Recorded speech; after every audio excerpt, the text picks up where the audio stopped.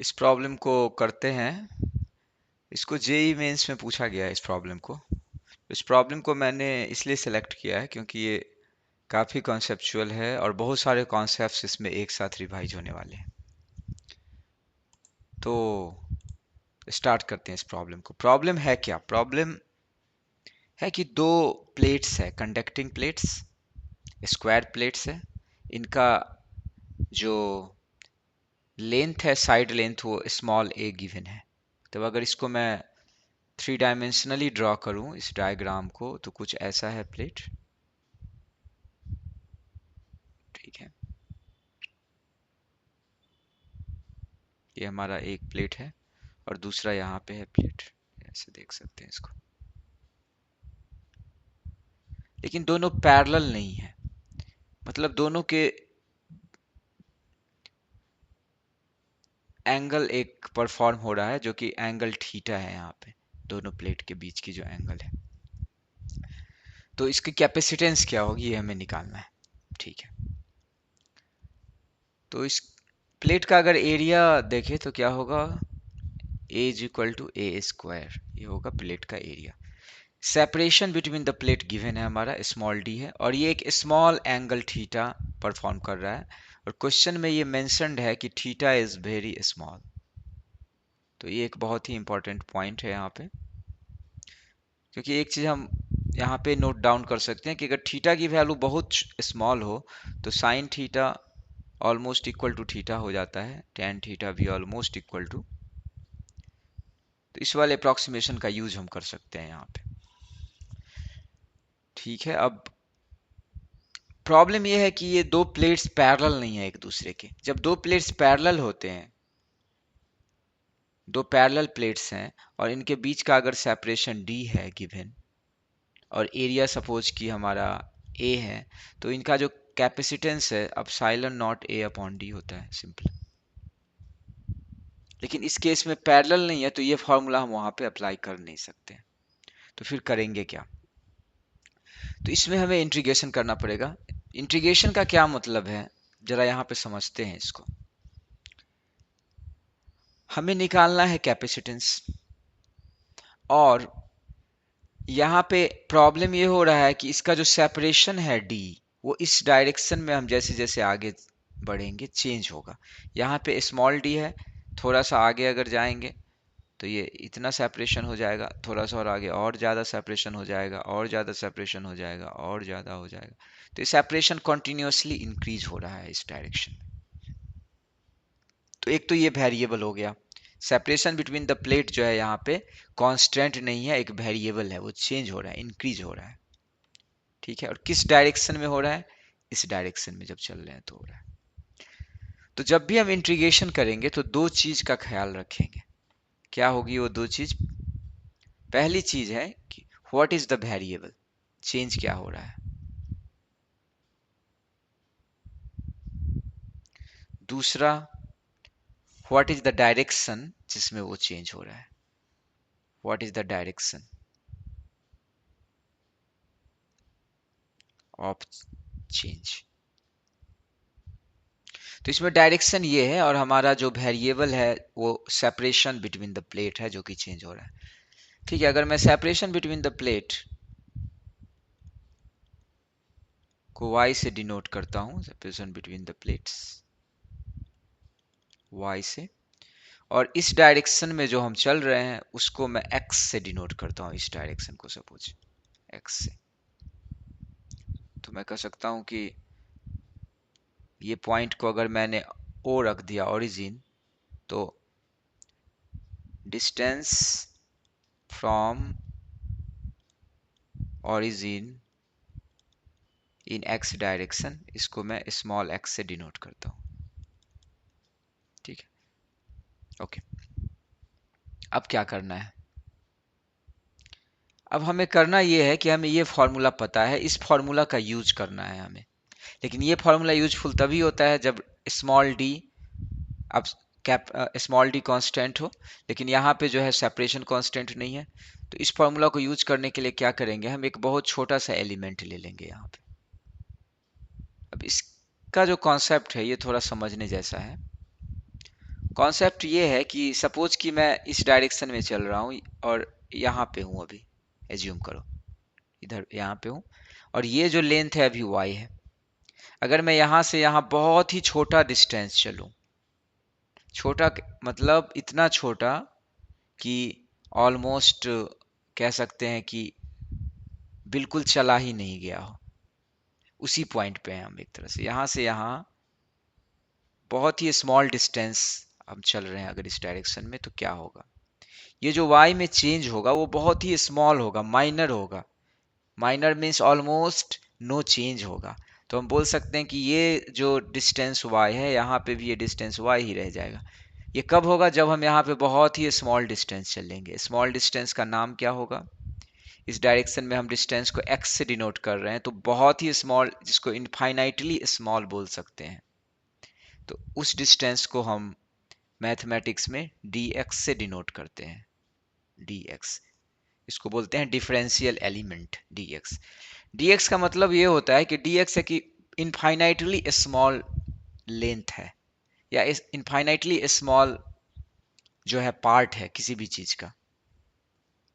Infinitely small का क्या मतलब होता है, इसका मतलब ये होता है कि तुम कितना भी छोटा वैल्यू सोचो, उससे ये छोटा है। जैसे कि मैंने अगर बोला कि एक लेंथ मैंने सोचा 0.0000001, तो dx इससे छोटा होगा। लेकिन अगर किसी ने इससे भी छोटी वैल्यू सोच ली, तो ये उससे भी छोटा होगा। मतलब तुम कुछ भी सोचो, any value, it is always going to be smaller than that value. तो ये dx का मतलब होता है। इसका मतलब dx की कोई फिक्स वैल्यू नहीं है, dx कितना छोटा है ये कहना मुश्किल है। इसके बारे में बस इतना कह सकते हैं हम कि dx बहुत इतना छोटा है कि तुम कोई भी स्मॉल वैल्यू सोचो, उससे भी ये छोटा ही है। मतलब हमारे सोच के ही पार है ये dx। तो dx ऑलमोस्ट जीरो है, ये जीरो ना नहीं है, बट इस ऑलमोस्ट जीरो के ही बराबर है, ऐसा समझ सकते हैं। तो यहाँ से यहाँ हम अगर चलेंगे तो बहुत ही स्मॉल डिस्टेंस चले तो y में कोई चेंज नहीं आया, तो हम कह सकते हैं कि ये सेपरेशन जो है यहाँ से यहाँ सेम ही रहा y। तो अब ये फॉर्मूला लगा सकते हैं हम। ये फॉर्मूला कब एप्लीकेबल था यहाँ पे, फिर से देखते हैं इसको। तो यहाँ पे हमारा दो प्लेट बन रहा है, एक ये छोटा सा और एक ये ऐसा है। ये प्लेट इतना छोटा लिया है टुकड़ा कि ये ऑलमोस्ट पैरेलल है, इसको मैं ऑलमोस्ट पैरेलल ही डिनोट कर सकता हूँ, इसलिए क्योंकि यहाँ से यहाँ लेंथ में ये भी y है, ये भी y है, तो ये ऑलमोस्ट पैरेलल हो गया। तो ये है dx लेंथ, और इस प्लेट के बीच का जो डिस्टेंस है वो क्या हो गया, y। अब इस तो हम यहाँ पे लगा सकते हैं, इसकी कैपेसिटेंस हम निकाल सकते हैं, क्योंकि ये बहुत ही स्मॉल लेंथ लिया है dx, तो इसके कैपेसिटेंस को मैं dc से डिनोट करता हूँ, क्योंकि ये एक छोटे से पार्ट का ही कैपेसिटेंस है। और यही फॉर्मूला लगाएंगे। अब साइलन नॉट एरिया जो इस प्लेट की होगी यहाँ पे, एरिया अपॉन जो ये सेपरेशन है y। अब हमें ये एरिया क्या होगा ये पता करना है। तो ये एरिया यहाँ पे अगर मैं 3 डायमेंशनल डायग्राम बना दूं तो समझ में आएगा ये एरिया है क्या। देखो एक्चुअली ये प्लेट जो मैंने लिया है ये पूरा यहाँ से यहाँ तक है। ये ऐसा नहीं है कि प्लेट का मतलब ये हुआ कि वो एक 2D वो है ना, सरफेस है, प्लेट कोई लाइन नहीं होता है। तो ये एक इस प्लेट में से मैंने छोटा सा dx टुकड़ा लिया, यहाँ से ये प्लेट बनाया। तो इस प्लेट का एरिया क्या होगा, ये dx है और ये लेंथ a है, सेम टू। इसको मैं यहाँ से हटा देता हूँ ताकि, तो हमारा आ गया ये लेंथ हमारा dx और ये हमारा a। तो हमारा एरिया आ गया अब साइलन not a times dx upon y। ठीक है, ये समझ में आ गया। लेकिन हमें कैपेसिटेंस तो इस पूरे प्लेट का निकालना है, मैंने बस इतना का ही निकाला है कैपेसिटेंस अभी। तो इंटीग्रेशन का क्या मतलब है, यहाँ पे अगर मैं ऐसा ही छोटा छोटा टुकड़ा कर दूं इस सारे प्लेट्स का, तो इस मेथड से हम सबका कैपेसिटेंस निकाल सकते हैं। जैसे कि मैंने यहाँ से स्टार्ट किया और छोटा सा dx लिया, फिर छोटा सा dx लिया, फिर छोटा सा dx लिया, और इसका टुकड़ा करते गए, और सबका कैपेसिटेंस निकाल के ऐड कर दिया तो इस पूरे कैपेसिटर का कैपेसिटेंस निकल जाएगा। लेकिन ऐसे कितने टुकड़े होंगे, क्योंकि dx तो इनफाइनाइटली स्मॉल है, तो इनफाइनाइटली मैनी ऐसे टुकड़े हो जाएंगे, तो उसको हम नॉर्मल एडिशन से ऐड नहीं कर सकते। ठीक है, तो समझते हैं कैसे करेंगे। जैसे मैंने यहाँ से टुकड़ा लेना स्टार्ट किया, छोटा छोटा dx, फिर dx, फिर dx ऐसा लिया, तो एक जो यहाँ पे प्लेट्स बनी, ऐसा ही प्लेट बनेगा, उसका कैपेसिटेंस ये होगा dc। ठीक है, इस dc को हम ऐड करेंगे यहाँ से यहाँ तक, ऐसे इतने छोटे छोटे टुकड़े लेके, तो हम पूरा जो कैपेसिटेंस होगा वो इस डीसी का एडिशन होगा यहाँ से यहाँ तक, उस एडिशन को हम इंटीग्रेशन से डिनोट करते हैं ऐसा। ये क्या हो जाएगा हमारा, यहाँ पे थोड़ा सा स्पेस क्रिएट करते हैं यहाँ पे आगे कैलकुलेशन के लिए। ये बहुत ही सिंपल है इसके बाद तो, क्योंकि डीसी हमारा पता है यहाँ पे, तो डीसी हमारा है क्या, epsilon naught a d x upon y, ये हमारा डीसी है।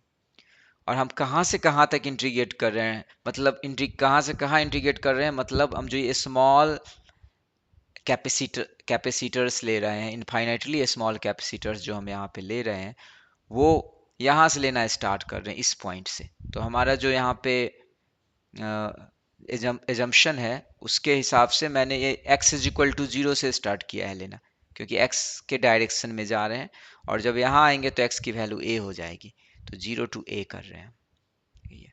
तो अब साइलन नॉट a तो हमारा कांस्टेंट है, इसको ले लिया बाहर, मैंने कर दिया 0 two a dx upon y. तो यहाँ तक तो हम पहुँच गए। अब कैसे इंटीग्रेट करेंगे इसको, अब y भी एक वेरिएबल है, x भी एक वेरिएबल है, तो दो वेरिएबल होगा तो इंटीग्रेट तो होगा नहीं, तो y को x में चेंज करना पड़ेगा, ऐसा कुछ करेंगे यहाँ पे। तो हम देखते हैं कि y है क्या एक्चुअली। x जो है यहाँ पे क्या है, हम यहाँ से x डिस्टेंस पे जाके एक dx लेंथ, dx एलिमेंट लिया था यहाँ पे हमने x डिस्टेंस पे जाके, तो ये डिस्टेंस हमारा क्या है, यहाँ से यहाँ तक का x है। ठीक है, ओके y क्या है, y को देखेंगे अगर, तो यहाँ इस पॉइंट से इस पॉइंट तक की वैल्यू y है, उसमें हम देख सकते हैं कि यहाँ से यहाँ तक अगर देखें तो ये सेम टू यहाँ से यहाँ है, तो स्मॉल d के इक्वल है। तो हम कह सकते हैं कि y इज इक्वल टू ये जो है स्मॉल d प्लस ये स्मॉल लेंथ यहाँ पे जो बन रहा है वो, तो इसको मैंने अगर t लिख दिया सपोज, तो स्मॉल d प्लस t। अब हम इस t को निकालेंगे, t है क्या, तो यहाँ पे देखो एक ट्रायंगल बन रहा है ऐसा, राइट एंगल ट्रायंगल। इस ट्रायंगल को मैं अगर यहाँ पे ड्रॉ करूँ, ये हमारा स्मॉल t है, ये एंगल पता है थीटा है, गिवन है ये क्वेश्चन में, ये एंगल थीटा है, और ये लेंथ जो है ये x है, इसके इक्वल है ये लेंथ। तो हम अगर tan थीटा की लगाएंगे तो ये हो जाएगा t अपॉन एक्स, और यहाँ से हमारा t आ जाएगा, t is equal to x tan theta. अब हमारा जो है ना t x के एक टर्म में आ गया, तो इसको हम लिख सकते हैं d plus x tan theta. लेकिन यहाँ पे ये जंक्शन हमने लिया था कि theta is very very small, तो थीटा अगर वेरी वेरी स्मॉल है तो tan थीटा को थीटा भी लिख सकते हैं, तो इसको हम d प्लस एक्स थीटा लिख सकते हैं। तो ये बहुत इजी हो गया। अब यहाँ पे आगे चलते हैं, epsilon naught a 0 two a dx upon d plus x theta, इसका इंटीग्रेशन करना है। अब इसके जो आंसर्स गिवन है, इसका इंटीग्रेशन अगर हम करेंगे तो ये लॉग के टर्म में आएगा, क्या आएगा, एप्सिलॉन नॉट a, और ये 1 upon D plus x theta है, तो इसका इंटीग्रेशन होगा ln d plus x theta, और जो x के साथ मल्टीप्लाइड है वो डिवाइड हो जाएगा, पता होगा ये 0 टू a। तो आंसर तो ऐसा कुछ आएगा। लेकिन जो हमारा आंसर गिवन है, जो ऑप्शंस गिवन है, वो कुछ अलग है। वो क्या है, वो लॉग के टर्म में है ही नहीं, वो कुछ ऐसा है ऑप्शंस।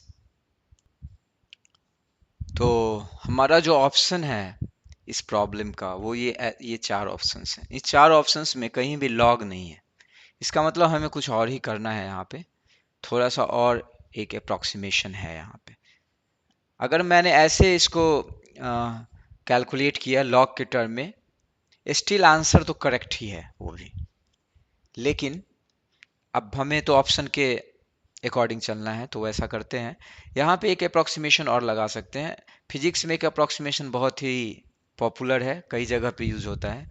जैसे कि अगर हमारा 1 + t⁻⁻⁻n है, टी या कुछ भी है यहाँ पे, और अगर टी वेरी स्मॉल है, अगर इस फॉर्म में कोई चीज़ है जहाँ पे ये जो हमारा नंबर है यहाँ पे वैल्यू है वो वेरी स्मॉल है, तो इसको हम इसके अंदर ले सकते हैं अप्रोक्सीमेशन में, 1 - nt हो जाता है। तो ये हमारा 1/d+x थीटा है, इसको हम लिख सकते हैं ना d प्लस, पहले हम ऐसा कर सकते हैं कि इसको इस फॉर्म में लाने के लिए हम यहाँ पे d कॉमन ले लें नीचे, तो नीचे हमारा हो जाएगा epsilon naught a 0 up to a, d common हुआ तो 1 + थीटा/d x ये आ जाएगा, और dx ऊपर है। ठीक है, थोड़ा सा और स्पेस क्रिएट करते हैं, अब इस डायग्राम की तो ज़रूरत है नहीं।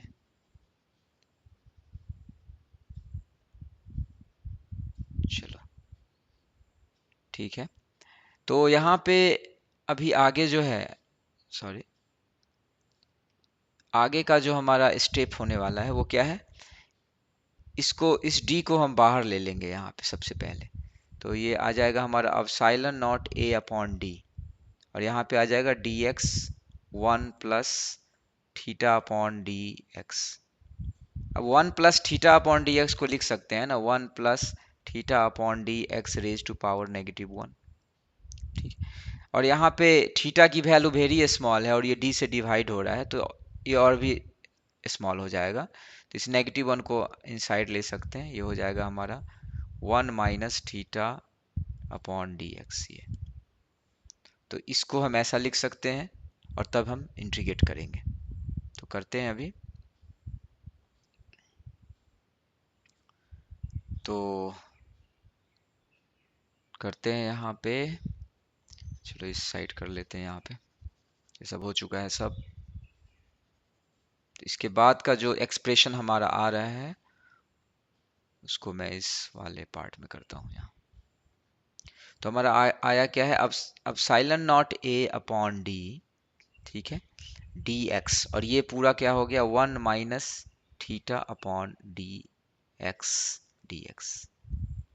ठीक है, तो इसको अब अगर ओपन करेंगे तो क्या होगा, epsilon not a/d dx -थीटा/dx dx। कहाँ से कहाँ इंटीग्रेट हो रहा है, 0 to a, वो भी हमारा इंपॉर्टेंट है, 0 to a हो रहा है, तो हमारा जाएगा एप्सिलॉन नॉट a/d, dx का इंटीग्रेशन क्या होगा x, 0 to a तो a आ जाएगा, इसका होगा थीटा/d, ठीक है, और ये x² 0 to a। सारी वैल्यू प्लग करेंगे, आंसर आ जाएगा epsilon not upon A D, ये क्या आएगा हमारा a माइनस थीटा/d, ये हमारा हो जाएगा a²/2। तो यहाँ से a हम कॉमन ले सकते हैं, तो ये हो जाएगा एप्सिलॉन नॉट a²/d 1 - थीटा/a/2d, ये हमारा आंसर आ गया फाइनल। तो ये हमारा जो फर्स्ट ऑप्शन है ये सही है। ओके, तो इस क्वेश्चन में हम देख सकते हैं कि बहुत सारे कॉन्सेप्ट्स अप्लाइड हुए हैं। इंटीग्रेशन का कॉन्सेप्ट अप्लाई हुआ है, उसके बाद अप्रॉक्सीमेशन हुए हैं बहुत सारे, तो बहुत ही कॉन्सेप्चुअल क्वेश्चन है, इसलिए मैंने इसको चुना था। मेरे समझ से सबको समझ में आ गया होगा। Thank you.